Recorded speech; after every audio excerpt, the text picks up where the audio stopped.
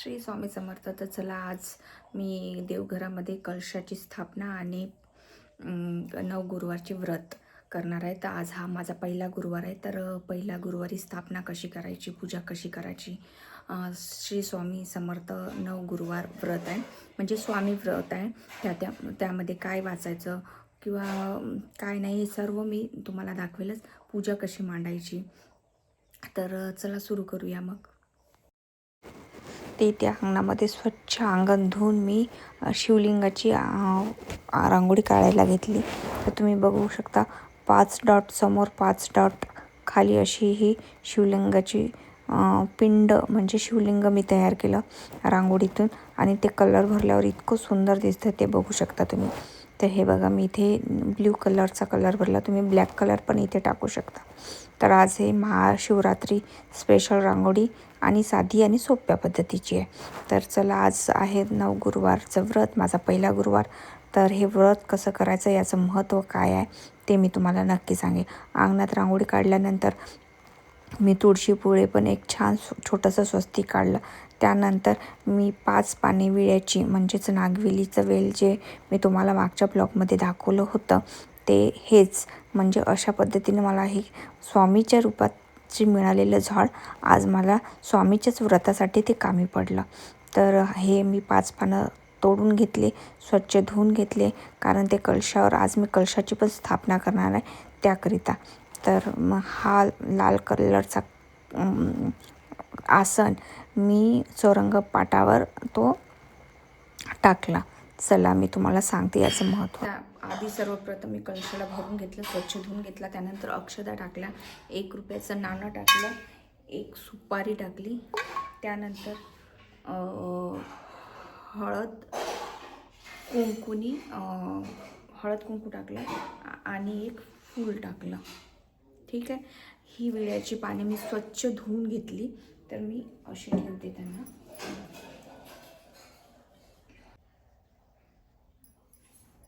आणि त्यावर मी हे नारळ ठेवेल. अशी पाने ठेवली, त्यानंतर मी नारळ ठेवली.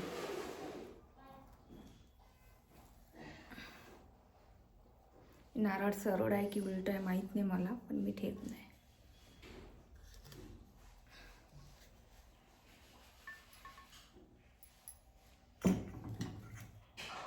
फायनली हा घट मी असा मांडला. आणि तुम्ही आधी पण लावू शकता किंवा नंतर पण.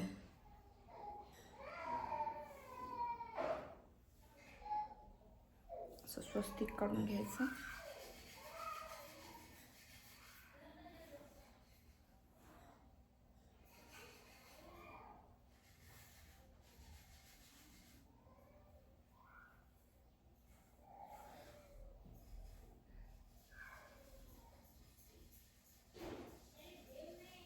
या कलशामधली पाणी, नारळ रोज पण धुवू शकता किंवा तुम्ही मंगळवारी, गुरुवारी, शुक्रवारी ह्या 3 दिवशी चेंज करू शकता या कलशातलं पाणी. आणि हे कलश मात्र नेहमी देवघरातच असायला पाहिजे. आज नवगुरुवार आहे, स्वामीचा व्रत आहे, नवगुरुवार स्वामी व्रत करत आहे मी. तर आज म्हटलं खास दिन आहे, तर मी कलशाची पण पूजा करून घेते, म्हणजे स्थापना करून घेते. बघा, हे हळद कुंकू लावून झालेलं आहे. अशा प्रकारे माझे कलश. चला, आज देवघरात न ठेवता स्वामीच्या इथे ठेवू, म्हणजे जो मी चौरंगपाट मांडला आहे तिथे.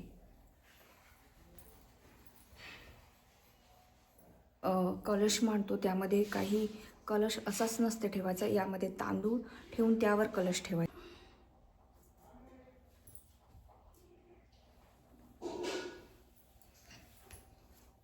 फूल ठेवायचं.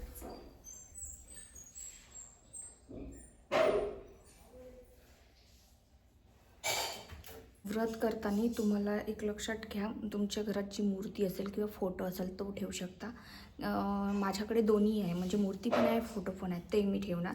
मी आधी मूर्तीला स्वच्छ धुवून घेतली.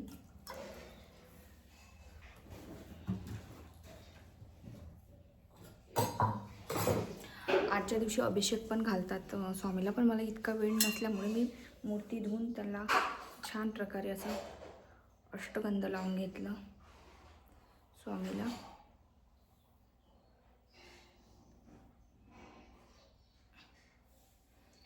त्यानंतर मी कपडे लावले.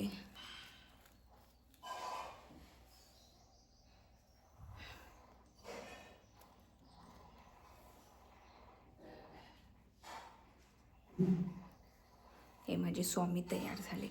तर चला आपण ठेवून देऊया ते. त्यानंतर परत मी फोटोला असं स्वच्छ धुवून घेतलं. परत अष्टगंध लावून घेते.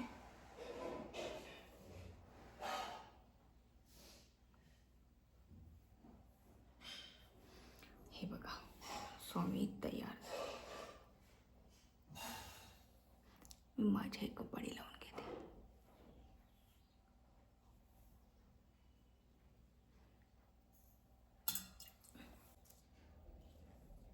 त्यानंतर मी काही असे फुलं आणले आहे ते मी स्पेशल तुपाचा दिवा मी स्वामीसाठी आज लावणार, म्हणजे व्रत करताना.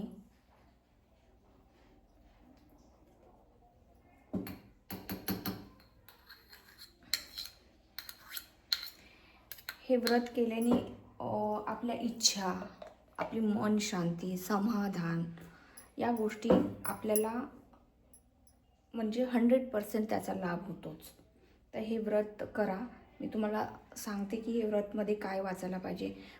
पूजा अगदी साधी आहे, सोपी आहे.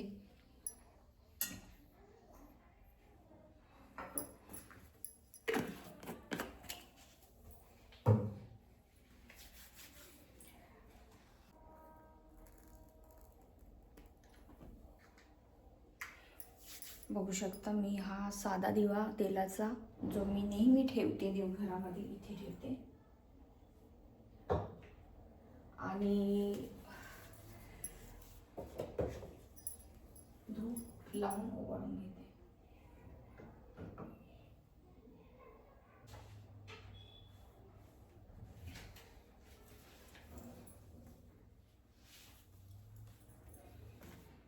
तर हा आहे तुपाचा दिवा स्वामीसाठी. हे बघू शकता मी तूप पुरेपूर भरलेला आहे.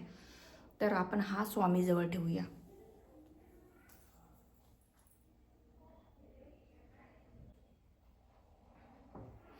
दिव्याला पण हळद कुंकू अष्टगंध लावून.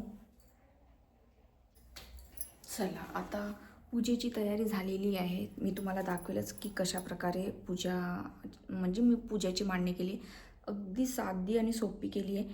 पण स्वामी चरित्र म्हणजेच काय बोलतात त्याला, स्वामीचं व्रत करताना आपल्याला काही गोष्टी लक्षात ठेवावं लागेल की आपल्याला म्हणजे लेडीजची जी अडचण असते ती नसायला पाहिजे. म्हणजे ती असेल तर त्या दिवशी फक्त उपवास करायचा आणि व्रत करायचं नाही. तो समोरचा दिवस, समोरचा गुरुवार काउंट करायचा. तर हे व्रत करताना मात्र तुम्हाला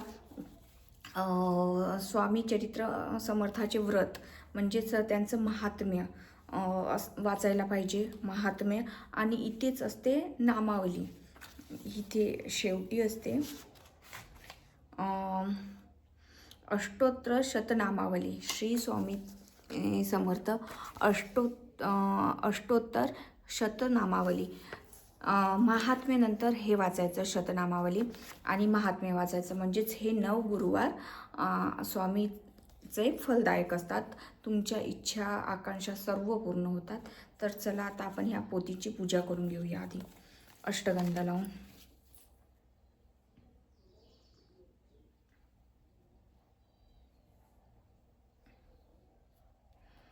आणि फूल अर्पण करूया. हे बघा ही पोथी आहे, हे स्वामी आहे, हे स्वामीचा फोटो नसेल तर मूर्ती, मूर्ती नसेल तर फोटो. आणि ही जी मी कलशाची स्थापना केली, हे नेहमी देवघरात राहील.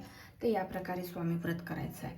तर अशी ही साध्या सोपी पद्धतीनं तुम्ही एक्स्ट्रा काय ठेवू शकत असाल स्वामीला तर ठेवा. मी नैवेद्यासाठी साखर ठेवणार आहे इथे छोटीशा ह्याच्यात. तर हे बघू शकता तुम्ही अशा प्रकारे 9 गुरुवारचं व्रत न विसरता ते करणे आहे. तर चला मी पोथीला वाचायला सुरुवात करते.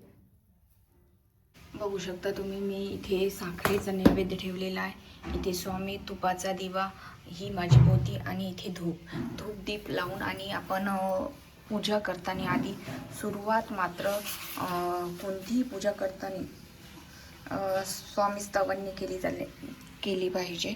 तर मी स्वामी स्तवन वाचणार, त्यानंतर मी पोथी वाचणार. चला पोथी वाचल्यानंतर भेटूया.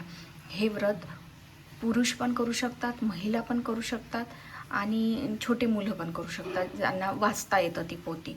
तर हे व्रत केल्याने तुमच्या इच्छापूर्ती होतात, तुमच्या मनोकामना, मन समाधान, सर्व गोष्टी आणि 100% याचा लाभ होतो म्हणजेच होतो. तर चला मग आता आपण पोथी वाचायला सुरुवात करूया. श्री स्वामी समर्थ, श्री स्वामी समर्थ.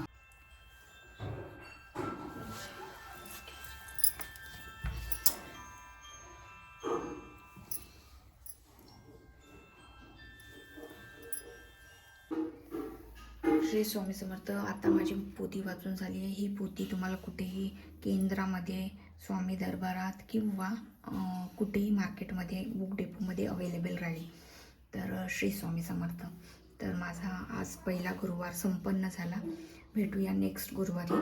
परत मी तुम्हाला स्वामी महात्म्याचं महत्त्व समजावून सांगेल. श्री स्वामी समर्थ. श्री स्वामी समर्थ. तर मी आत्ताच तुम्हाला सांगितलं की श्री स्वामी समर्थाचं इच्छापूर्ती व्रत 9 गुरुवारी. तर हे नक्की सर्वांनी करा, वेळात वेळ काढून करा. याचं फळ तुम्हाला नक्की मिळेल. तर चला या ब्लॉगमध्ये एंड करू आणि भेटून नेक्स्ट ब्लॉगमध्ये. तोपर्यंत श्री स्वामी समर्थ, श्री स्वामी समर्थ.